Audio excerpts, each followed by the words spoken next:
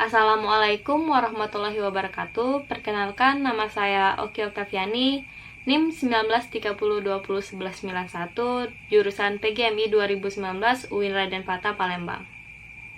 Baiklah, di sini saya akan menjelaskan 3 sumber ajaran Islam.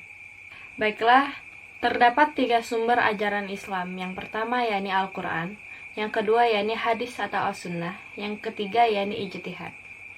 Al-Quran merupakan kalamullah yang berisikan tentang firman-firman Allah Subhanahu wa taala yang diturunkan kepada Nabi Muhammad SAW sebagai wahyunya melalui perantara yakni malaikat Jibril alaihi salam.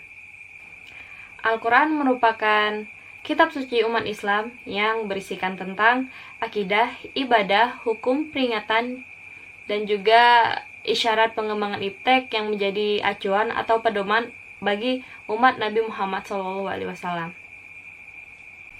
Allah berfirman dalam Quran surat Yusuf ayat kedua, yakni sesungguhnya kami menurunkan Al-Quran dengan menggunakan bahasa Arab agar kamu memahaminya.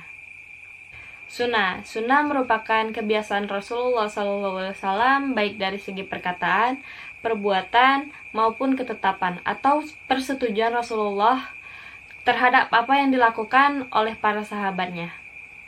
Menurut ulama salaf, as-sunnah ialah petunjuk yang dilakukan oleh Rasulullah dan para sahabatnya, baik tentang ilmu atau perkataan maupun perbuatan.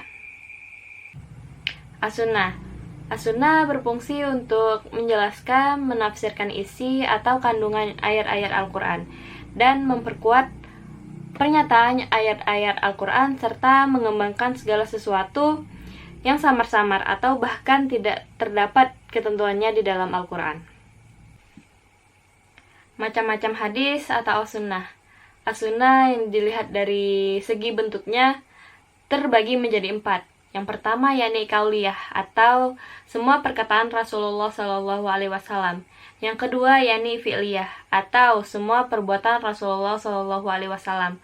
Yang ketiga yakni takririyah atau penetapan persetujuan dari Rasulullah SAW.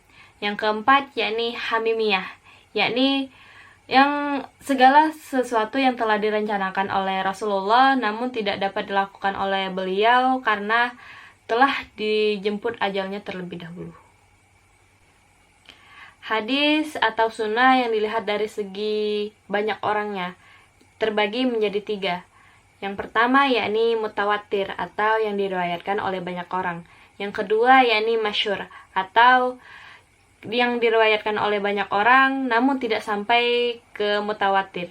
Yang ketiga yakni ahad atau yang diriwayatkan oleh 1 orang saja. Selanjutnya yakni hadis yang dilihat dari segi kualitasnya terbagi menjadi 4. Yang pertama yakni sahih atau hadis yang benar. Yang kedua yakni hasan atau hadis yang baik.